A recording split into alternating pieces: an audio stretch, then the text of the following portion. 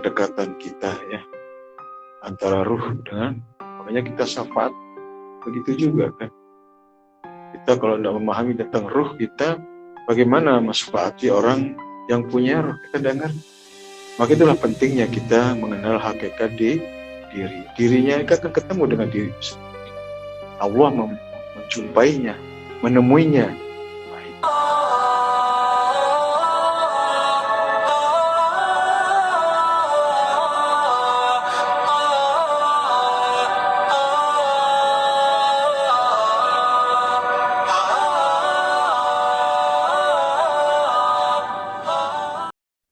Assalamualaikum warahmatullahi wabarakatuh. Bismillahirrahmanirrahim. Alhamdulillahirabbil alamin wassalatu wassalamu ala asyrafil anbiya'i wal mursalin wa ala alihi ajmain. Alhamdulillah wa syukurillah wa ni'matallah. La haula wa la quwwata illa billah. Pada pagi hari ini kita dapat melangsungkan sholat subuh berjamaah, dan kita rangkaikan dengan zikir jahar online, dan kita akhiri dengan salawat kepada junjungan alam Nabi Muhammad SAW. Itu semua ini adalah merupakan bentuk daripada mahabbah kita, rasa cinta kita, rasa ketaatan kita kepada Allah melalui perintah ibadahnya. Salat misalnya, kemudian salawat misalnya, merupakan satu kesatuan dan bisa terpisah. Kita menemui apa yang kita lakukan dalam ibadah ini tentu ada pentingnya, ada wasilahnya. Oleh sebab itu kita begitu penting apa itu wasilah. Jika Allah mengingatkan pada dalam Al-Quran, ya ayyuhalladzina amanu wabtagu ilahi wasilah, beriman adalah untuk oleh wasilah. Nah, pemahaman wasilah ini begitu luas. Ada bentuknya ilmu, ada bentuknya amalan, ada bentuknya doa-doa dan sebagainya. Ini bagian-bagian yang jadi ya persoalan di berbagai kalangan. Saudara-saudara, mana wasilah yang boleh dan mana yang tidak boleh. Sesungguhnya mereka ketika orang datang ke makam, ke kuburan para nabi wali, sebagian orang ya artinya melarangnya, sebagian orang tidak memperbolehkan karena memahaminya bahwa seolah kita meminta kepada kuburan. Jadi sesungguhnya bahasa pemahaman mereka dengan orang ahli ya ahli sahir dengan ahli rohani berbeda sekali. Ahli batin ini walaupun sesungguhnya dia tidak ada, pada hakikatnya masih ada. Walaupun pada zahirnya dia mati, tetapi batinnya tetapi itu sebenarnya. Kita tidak mungkin berhubungan dengan yang mati, sama artinya kita berhubungan dengan batu, kayu kan gitu. Tapi ada dirinya yang hidup.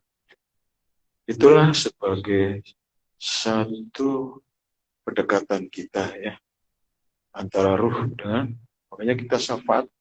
Begitu juga kan, kita kalau tidak memahami tentang ruh kita, bagaimana mensyafaati orang yang punya ruh? Kita dengar.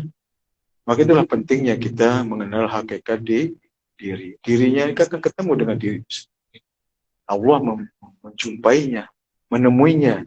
Nah, itu dengan orang-orang yang serupa dengan yang sama. La ya'rifu wal illa biwal. Allah tidak perkenankan walinya untuk menemuinya, melainkan yang serupa dengan wah. Itulah sulitnya yang karena memahami rohani ini dan tidak mudah. Itu membutuhkan waktu, membutuhkan sebuah proses penempaan itu, sehingga mereka akan menemui, mengalami, merasakan itu. terhadap dirinya maupun diri yang dipertemukan. Nah, sehingga ada pesan di situ. Ada pesan terhadap mereka-mereka untuk disampaikan kepada bisa jadi keluarganya atau sahabat dan tentu untuk memperoleh koneksi itu tentu ada alat, ada yang kita harus kita pakai, ada ilmunya khusus untuk menghubungi, kan begitu, terhubung dia. Itu sesungguhnya yang Allah letakkan, yang Allah jadikan, bukan yang kita miliki, yang kita taruh. Tinggal kita pakai. Nah, seperti apa dan bagaimana? Nah, itulah tentu ada bimbingan. Insya Allah nanti ya mungkin kita mulai di atas jam 9 atau 10 sebelum sholat Jumatan, jamaah-jamaah yang mengikuti prosesi muraqabah ya. Dan itu nanti kita akan ijab kabulnya ya. Praktiknya bagaimana? Praktiknya di dalam kita kepada makom bayan ini atau makom yang orang-orang yang sudah muraqabah. Ini satu tempat yang sangat khusus, yang istimewa sekali, yang kita temui. Tak mungkin kita dapatkan gitu kalau belajar yang kita pelajari sehari saja kan. Mereka aja susah, kesulitan ya. Karena ini memang bagian ranah orang-orang yang belajar ilmu hakikat marifat. Dan itulah puncak sebenarnya dalam proses kita belajar ya hakikat itu dari Robi'i, Hidofi, Rohani sampai kepada Rabbaninya. Nah, seperti apa di sini? Nah, itulah nanti kita jelaskan detailnya. Nah, bagaimana aplikasinya nanti. Bukan berarti bahwa kita berada di situ sehingga kita tinggalkan syariat. Justru itu menjadi sempurna syariat itu karena ada hakikat di dalamnya. Itu sebabnya. Namun yang mana yang kita harus yang kita pakai? Hal yang mana yang kita gunakan di situ? Itulah sesuai dengan makom kita masing-masing. Itulah yang harus kita tashobin niat, luruskan niat, perhatikan itu. Tidak boleh dengan kata-kata, tidak lagi dengan ucapan, tidak lagi dengan lisan, dengan dia. Dialah yang hak, yang Allah letakkan, yang Allah miliki, dan Allah jadikan sebagai alat kita ke Allah. Kan begitu. Salatullah, salamu, bukan milik Allah. Jadi semua penjelasan-penjelasan ini tersampaikan oleh Al-Quran, melalui hadis, mulai dalil-dalil afaki, alam. Karena semua apa yang Allah ciptakan ini pesan tauhid sesungguhnya. Tapi tidak semua memahami pesan-pesan. Selalu kita bawa perkara-perkara dunia. Itu pun mungkin banyak saudara-saudara kita diberi mimpi-mimpi yang baik. Tapi kadang-kadang mimpinya dibawa keluar sesuai dengan keinginan, tujuannya, atau apa yang mereka cita. Tapi sah-sah saja sebenarnya, cuma jangan sampai melulu situ sebenarnya. Nah, begitulah caranya Allah, cara memberikan bimbingan pembelajaran supaya jangan kita tidak melupakan Allah. Karena semua itu terjadi karena Allah menjadikan, tidak ada yang terjadi dengan sendiriannya. Nah, sebagaimana cara sehingga meyakinkan bahwa dengan dia wajud wakot tarik, tunduk dan dekatkan diri. Sehingga semuanya kita rasakan bahwa segala-galanya tidak lagi ada pengakuan di dalamnya. Itulah sebabnya kita tidak boleh ada pengakuan. La hawla wala itu betul-betul kita jalankan, bukan hanya di lisan, tapi dapat kita praktikkan dalam kehidupan kita sehari-hari. Nah, itulah sebabnya kita dibimbing kerohanian kita beribadah. Ini ibadah rohani ya, bukan ibadah fisik. Ibadah rohani ini telah ada sebelum zahir ini ada. Ya, ibadahnya dia berkekal. Dia tidak terhalang oleh waktu dan tempat.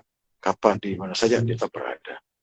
Al-awliya al-anbiya yusalluna fi quburim kama yusalluna fi qubur. Karena para nabi-nabi, para wali-wali sholat di kuburnya sebagaimana dia sholat di rumahnya. Berarti sholatnya di mana-mana sama.